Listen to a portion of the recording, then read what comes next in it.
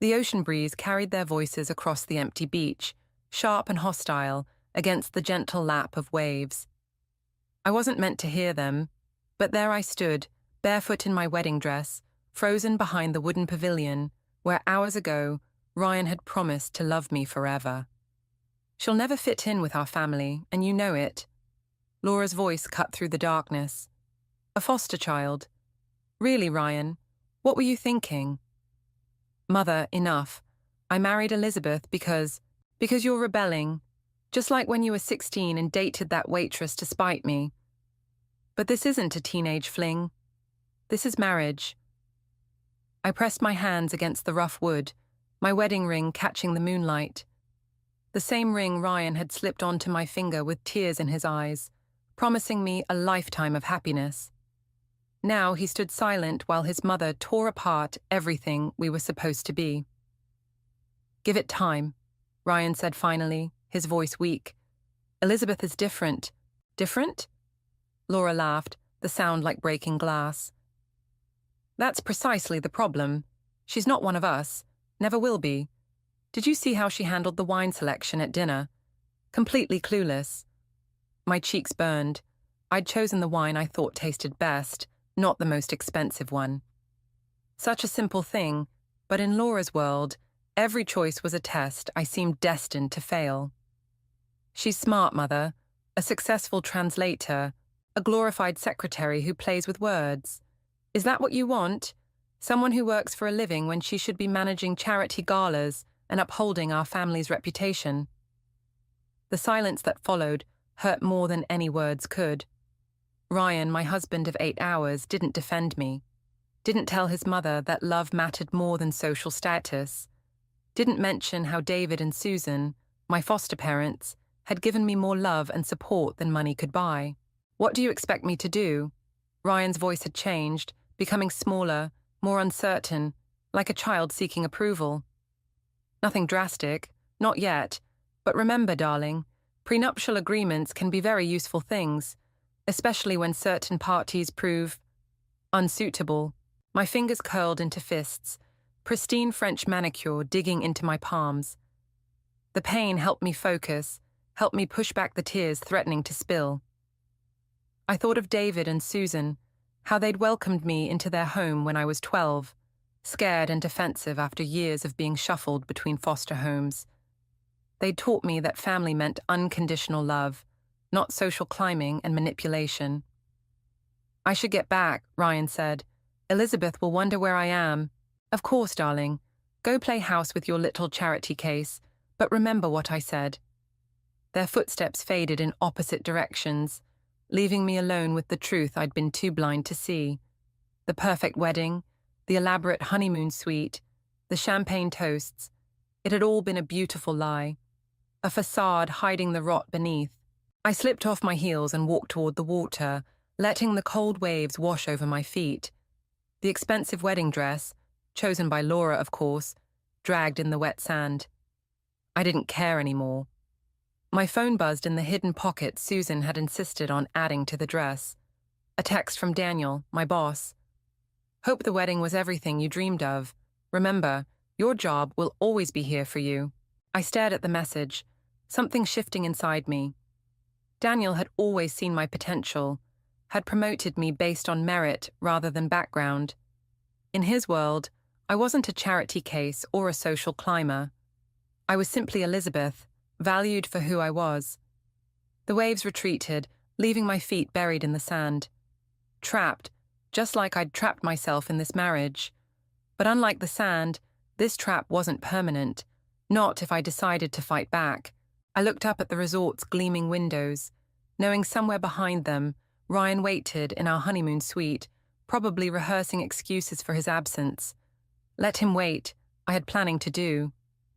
3 weeks after the wedding, I sat in David and Susan's kitchen, watching steam rise from my untouched coffee.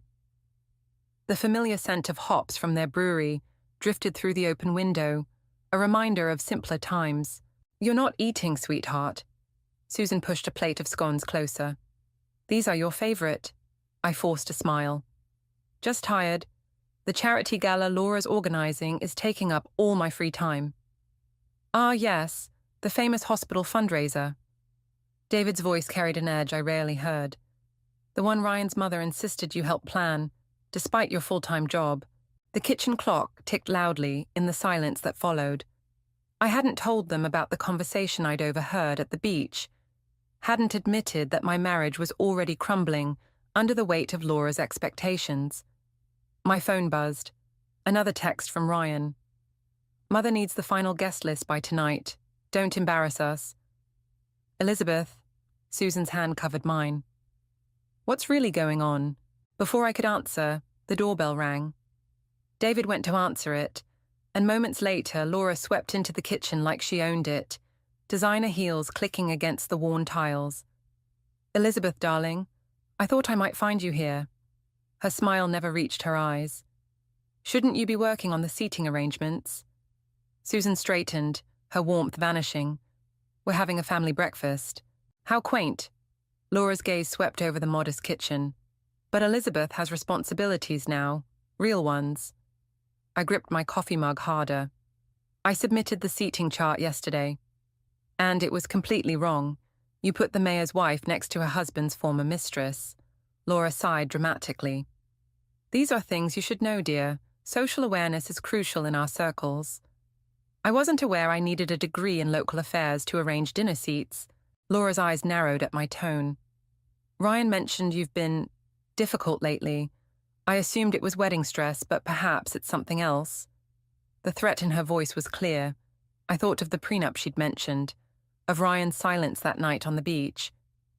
Actually, I said, standing up, I've been meaning to ask about the donation records for the gala. Some numbers don't add up. For a split second, Laura's composure cracked. What numbers? The ones from last year's event. Daniel's company was listed as a major donor, but he says they never received a tax receipt. Your boss should mind his own business. Laura's voice turned sharp, and so should you. David stepped forward. Is there a problem with the charity's accounts, Laura? Of course not. Just a clerical error, I'm sure. She turned to me, all pretense of warmth gone. Ryan's waiting at home. Don't make him wait too long. Marriage requires attention. After she left, Susan hugged me tight. That woman's hiding something. I know. I pulled back, my mind racing, and I'm going to find out what it is. That evening, I returned home to find Ryan in his study, surrounded by work papers. He barely looked up when I entered. Mother says you were asking about the charity records. Shouldn't I be interested in our family's philanthropic work? He finally met my eyes. Some things are better left alone, Elizabeth. Like your mother's comments about me at our wedding. Ryan's face paled. You heard that? I heard everything. I moved closer, watching his reaction, including your silence. It's complicated. No, it's really not. I picked up one of his papers, a financial report for the hospital charity. What's complicated is these numbers. They don't match the public records. Put that down. Ryan snatched the paper away. You're out of your depth. I smiled, thinking of Daniel's text from earlier. Found something interesting in the charity's tax filings. Come see me tomorrow. Maybe I am, I said, turning to leave. Or maybe I'm exactly where I need to be. Ryan called after me, but I was already walking away, my mind clear for the first time in weeks. Laura thought she could break me with her social games and subtle threats. She didn't realize that growing up in foster care had taught me something valuable. Sometimes the best defense is a carefully planned offense. I pulled out my phone and texted Daniel. Meeting tomorrow confirmed. Bring everything you have. Daniel spread the documents across his desk, each paper another nail in Laura's carefully constructed coffin. The hospital charity's been a front for years. Money goes in, but only half makes it to actual medical equipment. I traced the flow of numbers, my hands trembling. Where's the rest going? Private accounts, shell companies. He tapped a statement. Most of it ends up here. An offshore trust in Ryan's name. The betrayal hit like a physical blow. Not just Laura's corruption, but Ryan's involvement. All those nights he'd worked late, claiming to be managing charitable donations, He'd been helping his mother steal from sick children. My phone buzzed, Laura's number. I declined the call, but her text came through anyway. Ryan tells me you've been meeting with Daniel. Remember your place, dear. Daniel watched me carefully. There's more. The development project Ryan's been working on. Laura's been sabotaging it behind the scenes. She's making sure he fails. Why would she hurt her own son? Control. If he succeeds, he might break free. But if he fails... Daniel's voice trailed off as my phone buzzed again. This time it was Ryan. Where are you? Mother's furious about the gala seating changes. I stood up, my decision crystallizing. I need copies of everything. Elizabeth. Daniel's tone made me pause. Be careful. Laura's dangerous when cornered. I arrived home to find Laura waiting in our living room, Ryan standing by the window like a scolded child. Emergency board meeting tomorrow, Laura announced without preamble. Ryan's project is being reviewed. Apparently, someone raised concerns about financial irregularities. Ryan's head snapped up. What? That's impossible. Unless, Laura cut in, someone's been talking to the wrong people. Her eyes fixed on me. Like certain employees at rival firms. I don't know what you're talking about. I kept my voice steady, thinking of the documents in my bag. No? Laura stood, smoothing her designer dress. Then you won't mind explaining why you've been meeting with Daniel. He's quite interested in our family's business lately. Daniel's my boss. We discuss work. Your work is translation, not finance. She moved closer. Stay in your lane, Elizabeth. Some roads are too dangerous for newcomers. Ryan finally spoke. Elizabeth, whatever you think you know, I know enough. I cut him off, pulling out one of Daniel's documents. Like how the children's ward never got those new ventilators, but you bought a yacht last month. Laura's composure cracked. Where did you get that? The same place I got proof of Ryan's offshore accounts, and records of how you've been sabotaging his career to keep him dependent on you. Ryan grabbed the paper, his face draining of color. Mother, is this true? Of course not. But Laura's voice wavered. She's trying to turn you against me, just like I warned you she would. I laughed, the sound harsh even to my ears. You did that yourself, Laura. I'm just exposing the truth. Truth? Laura's eyes turned cold. Here's truth. Ryan's filing for divorce. Aren't you, darling? The silence stretched. I watched my husband, the man I'd loved, the man I'd thought loved me, struggle with his mother's leash. I'm sorry, he whispered finally. Mother knows best. Does she? I pulled out my phone, showing them the email I'd just sent. Because the hospital board might disagree. They're very interested in where their donations went. Laura lunged for my phone, but I stepped back. That's just the beginning. By tomorrow, every news outlet in the city will have copies of everything. Your reputation, your social standing, your precious family name, all gone. You wouldn't dare, Laura hissed. You'll destroy Ryan too. You already did that. I turned to my husband. You just never let him see it. I walked out, leaving them with their crumbling lies. In my bag, Daniel's documents felt like weapons, which I supposed they were. Laura had taught me well. In her world, information was power, and now I had enough to burn her empire to the ground. My phone buzzed with a text from Susan. You okay, sweetheart? I wasn't. Not yet, but I would be. Because Laura had forgotten something crucial about people who grow up in foster care. We learn early that family isn't about blood, it's about loyalty. And I'd just discovered exactly where everyone's loyalties lay. The morning headline screamed across my phone screen. Local hospital charity under investigation.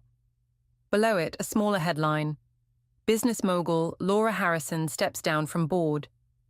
I should have felt triumphant. Instead, my hands shook as I read Ryan's latest text.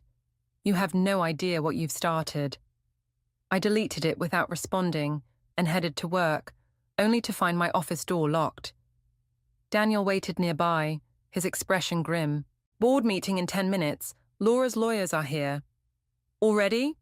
I straightened my spine, remembering the backup files hidden in 3 different locations. They're claiming defamation and, he hesitated, Ryan's supporting their case. Of course he was. I'd expected the legal threats, but something in Daniel's tone made me pause. What aren't you telling me? Before he could answer, his assistant rushed in.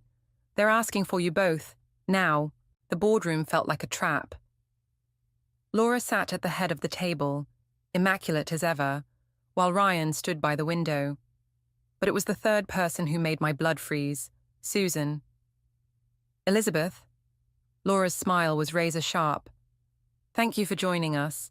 I believe you know Ryan's private investigator. Susan met my eyes, her familiar warmth replaced by professional detachment. I'm sorry, Elizabeth. The room tilted. Susan, my foster mother, my rock, had been working for them all along. Quite the thorough investigation, Laura continued. Every meeting, every phone call, every document you accessed, all carefully documented. I gripped the back of a chair. Why? Insurance, Ryan said quietly. Mother always has insurance. Susan pulled out a folder. Elizabeth's foster care records, including sealed juvenile documents about a fire at her 3rd foster home. My chest tightened. That fire, an accident, ruled inconclusive. I'd been 12, angry, lost. No charges filed, but the whispers had followed me until David and Susan took me in. Or so I'd thought.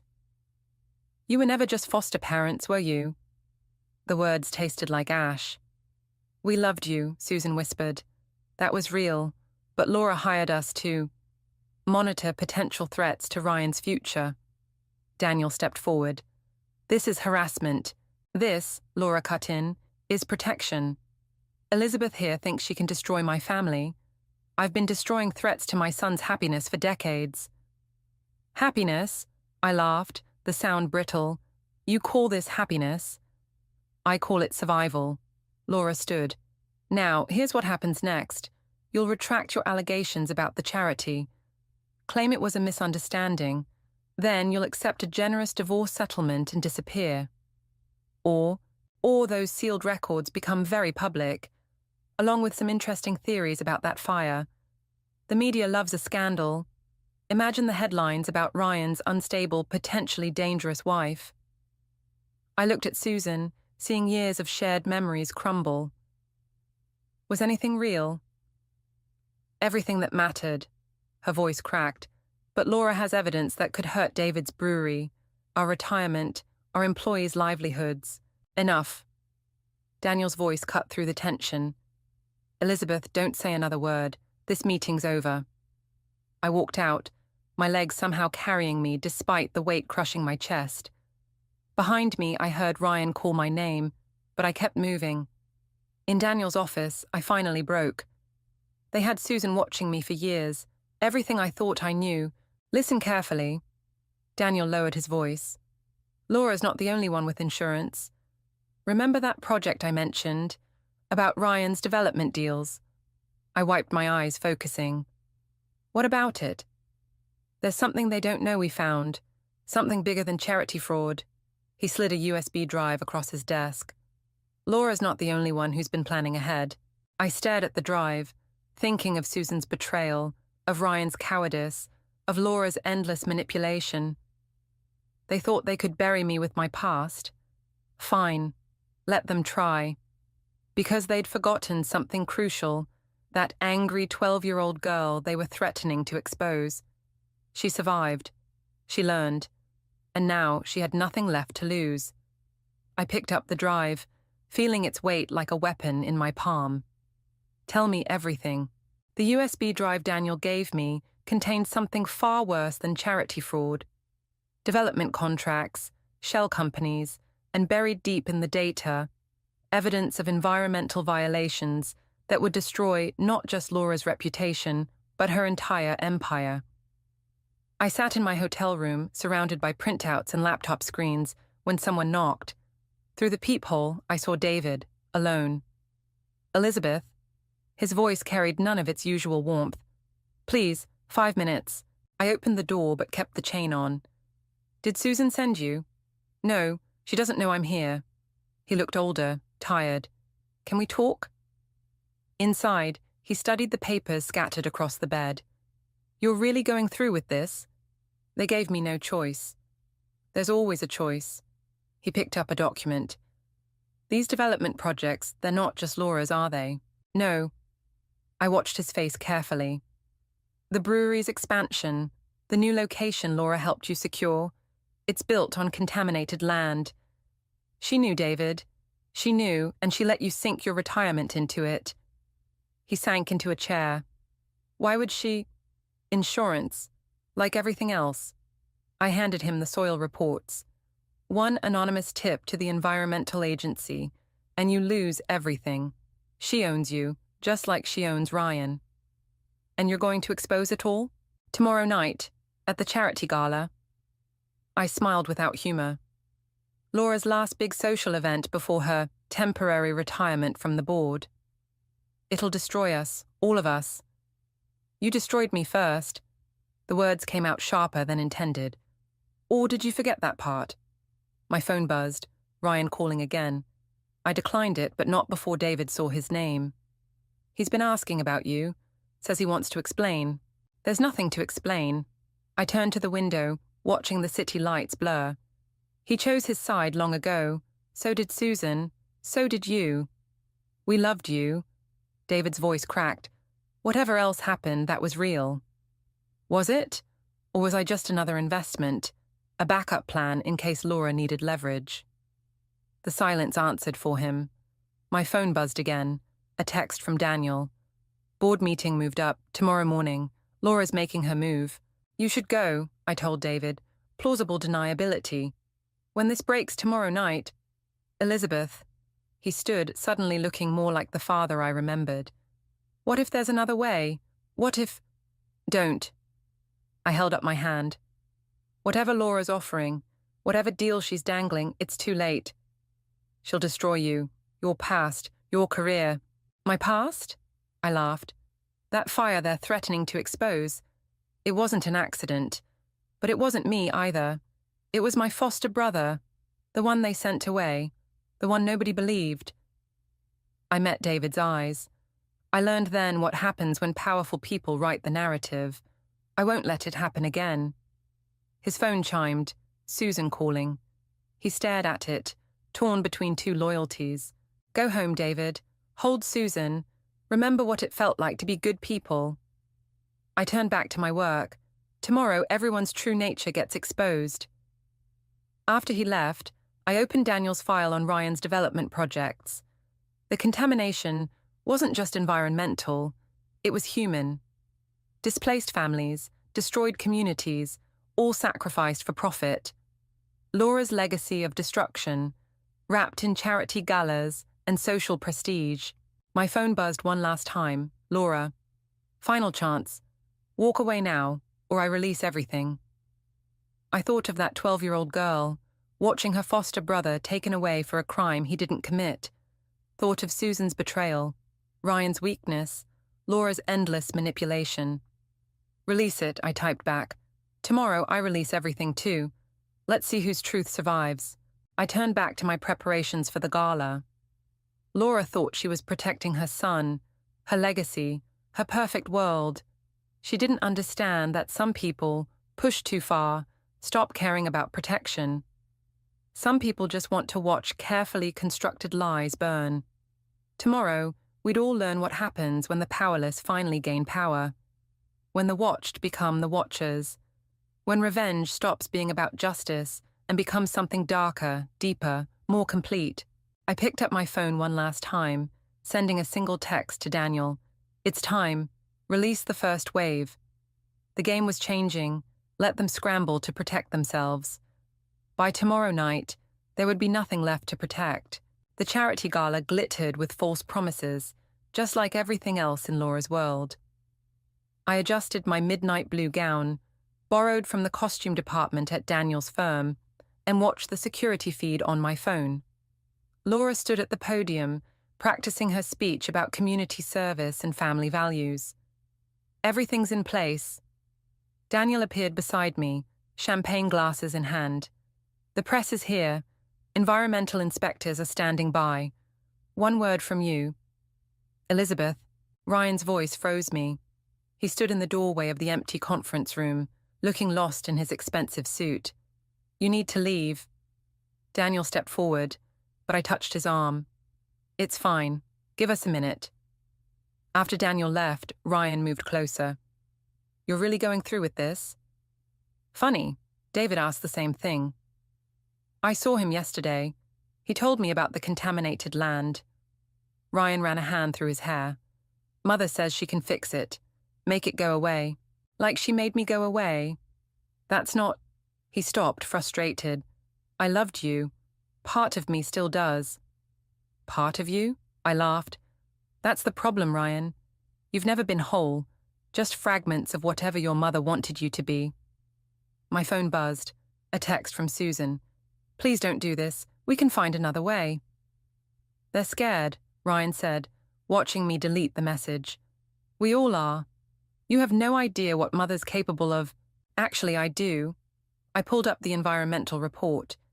Did you know about the cancer cluster and that development you built? The one Mother helped cover up?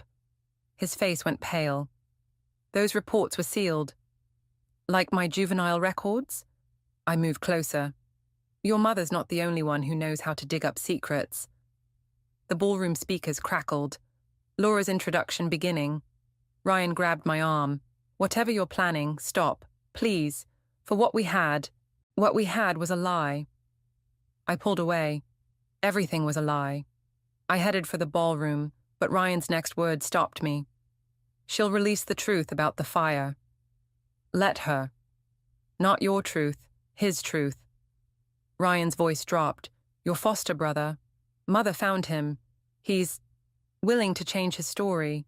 Say you were responsible. That he covered for you back then. The world tilted. You're lying. Check your phone. A video message waited. My foster brother, older now, haunted. Speaking Laura's scripted words about that night, about protecting me, about finally telling the truth. How much? My voice sounded distant. How much did she pay him? Enough to destroy your life instead of his. The ballroom erupted in applause, Laura beginning her speech about family legacy and charitable works. My phone showed Daniel's message. Now, Ryan stepped closer. Walk away. Take the settlement. Start over somewhere else. I thought of that scared 12-year-old girl, watching her only friend taken away. Thought of Susan's years of surveillance, David's compromised brewery, Ryan's weak love, all of Laura's perfectly orchestrated destruction. You know what's funny? I turned to Ryan. Your mother thinks she's protecting you, but she's just teaching you to be afraid. I walked into the ballroom as Laura reached her crescendo about family values. The USB drive felt heavy in my clutch. Now, I texted Daniel. The screens behind Laura flickered. Environmental reports appeared. Financial records. The cancer cluster data. Laura's voice faltered as photographs of displaced families filled the displays. What is this? She tried to maintain control. Technical difficulties? No, Laura. My voice carried across the suddenly silent room. This is truth. Your legacy. Security moved toward me, but stopped as reporters started shouting questions. Laura's face contorted with rage. Remove her. Before you do, I raised my voice. Ask your beloved chairwoman about the contaminated land she sold to local businesses. Ask about the families she destroyed. Ask about... The lights went out. In the chaos that followed, I felt someone grab my arm. Ryan's voice in the darkness. Mother says thank you for making this easy. The backup generators hummed to life, but it was too late. The screens were dark. My phone was dead. And Laura stood triumphant, tears in her eyes, playing the victim perfectly. I'm so sorry, she addressed the crowd. It seems my daughter-in-law's troubled past has finally caught up with her. Security, please escort her out, and someone call the police. I looked for Daniel, but he was gone. In my moment of revenge, I'd forgotten Laura's first rule. Always control the narrative. The handcuffs felt cold against my wrists, as Laura's carefully crafted story began to unfold. The holding cell's fluorescent lights buzzed like Laura's accusations in my head. 3 hours of questioning, and still no sign of Daniel. My phone, my evidence, everything, gone. The door opened. Not the detective this time, but Laura. Perfect as ever in her charity gala dress. Comfortable, she settled into the metal chair, smoothing her silk skirt. I brought your medication records, from when you were 12, such a troubled child. Where's Daniel? Resigned, effective immediately. She smiled thinly. Something about family emergency overseas. He left quite abruptly. My stomach dropped. Daniel had abandoned me too. The press is having a field day. Laura examined her manicure. Unstable foster child attacks respected philanthropist. Claims conspiracy. Very sad, really. The cell door opened again. Ryan entered, carrying a manila envelope. The papers are ready, Mother. Excellent. Laura slid them across the table. Full divorce settlement. Very generous, considering your episode. Sign now, and these unfortunate charges disappear. I stared at the envelope, remembering the night I'd heard them on the beach. You planned this from the beginning. Please, Laura waved dismissively. You planned your own destruction. I merely provided the stage. And the audience? I met Ryan's eyes. Was that your idea or hers? He wouldn't look at me. Just sign, Elizabeth. End this. Like you ended those families' lives, the ones who got cancer from your contaminated development. Alleged contamination. Laura's voice hardened. Unproven claims from unreliable sources. The cell door opened a third time. A guard entered with Susan. You have 5 minutes, he said, leaving us. Susan looked destroyed, tears tracking her makeup. Elizabeth, please, sign the papers. David's at the hospital, his heart. Stop. The pieces clicked together. David was fine yesterday. Stress can do terrible things.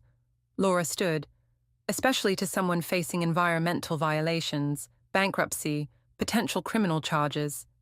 Unless I sign. Smart girl. Laura nodded to Ryan. You almost had me worried at the gala. Almost made me believe you'd learned something about power. She leaned closer. But you forgot the most important lesson. I never play just one game. My foster brother's video confession. David's sudden illness. Daniel's disappearance. All carefully orchestrated moves in Laura's grand performance. I reached for the pen. Wait. Susan's voice cracked. There's something you should know. Susan. Laura's warning was sharp. No. Susan straightened. I've watched you destroy enough lives, Laura, including your own son's. Ryan started. Mother, what is she? 25 years ago, Susan continued, Laura had another charity, another cover-up, another family destroyed. Laura moved with surprising speed, but Susan was faster. She pulled out her phone, playing a video I'd never seen. A younger Laura, speaking to someone off camera. The adoption records are sealed. He'll never know you existed. My son will have everything, the right name, the right future. Your sacrifice ensures that. Ryan staggered back. What sacrifice? Your real mother, Susan said quietly. The waitress Laura mentioned at the wedding. She wasn't just some girl you dated. She was your birth mother trying to find you. The holding cell erupted in chaos. Ryan lunged for the phone. Laura screamed for guards. But through it all, I watched Susan, my foster mother, Laura's spy, and apparently something more. The fire investigation, I said, understanding finally dawning. You weren't watching me for Laura. You were protecting me from her. Susan nodded, tears falling. Because 25 years ago, I was that waitress's best friend. I watched Laura destroy her. I couldn't let it happen again. The guards burst in, but it was too late. The truth had broken Laura's perfect narrative. Ryan's face showed the devastation of a lifetime of lies unraveling. I picked up the divorce papers and tore them in half. You're right, Laura. I did forget something about power. I met her furious gaze. Sometimes it's not about who has the most weapons. It's about who has the truth. Guards! Laura's composure shattered. Arrest them all! But Ryan stepped between us. No, Mother, no more lies, no more games. He turned to me. I want to know everything. Laura's carefully constructed world crumbled around her as Susan's phone continued playing, revealing decades of buried truths. And in that moment, I realized sometimes the best revenge isn't destroying your enemies. It's forcing them to face themselves. The morning newspaper lay on my desk at Daniel's old firm, my firm now. The headline still drew stares from passing employees. Harrison Empire crumbles. CEO Laura Harrison faces federal charges. I traced the smaller headline below. Environmental scandal claims multiple victims. Whistleblower Daniel Chen named posthumously. The door opened. Ryan entered, looking older in his casual clothes, so different from his former polished self. They found Mother's offshore accounts. The prosecutor says she'll likely take a plea deal. And your birth mother? Flying in tomorrow. He fidgeted with his wedding ring, still wearing it, though we both knew our marriage was over. Susan's helping me prepare, says she kept letters, photos, everything Mother hid. My phone buzzed. David out of the hospital and back at the brewery. The environmental violations had been traced to Laura's shell companies, clearing him of wrongdoing. Another piece of justice, falling into place. Daniel knew, didn't he? Ryan's voice was quiet. About everything. I opened my drawer, pulling out Daniel's last letter, delivered by his sister after they found his car. Laura destroyed his family's business 20 years ago. He spent his career gathering evidence, building connections. I met Ryan's eyes. He hired me because of my background, knew I'd recognize the patterns. He used you. He gave me the weapons I needed, just like Susan gave you the truth you needed. Ryan sank into a chair. I keep thinking about that night at the beach, our wedding night. If I'd just stood up to her then... We can't change the past. I stood, gathering my things. But we can choose how it shapes us. The elevator ride down felt final. Outside, Susan waited by her car. Ready? She asked. Almost. I turned to Ryan.